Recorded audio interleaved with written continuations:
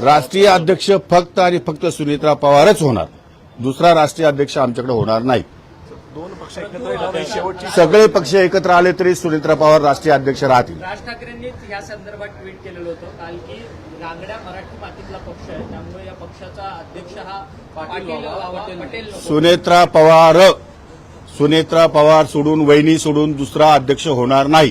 तुम्ही सह्या वगैरे केलेल्या आहेत का? सह्या करो किंवा ना करो, आमची युनॅनिमसली सर्व पक्षाच्या लोकांचा निर्णय झालेला आहे की उत्तराधिकारी सुनेत्रा वहिनी असतील, सुनेत्रा पवार असतील आणि त्या राष्ट्रीय अध्यक्ष असतील, त्या उपमुख्यमंत्री असतील, त्या विधिमंडळ पक्षाच्या नेत्या असतील आणि राष्ट्रवादी काँग्रेस पक्षाच्या सर्व सुनेत्रा पवार वहिनीच असतील, यात शंका नाही।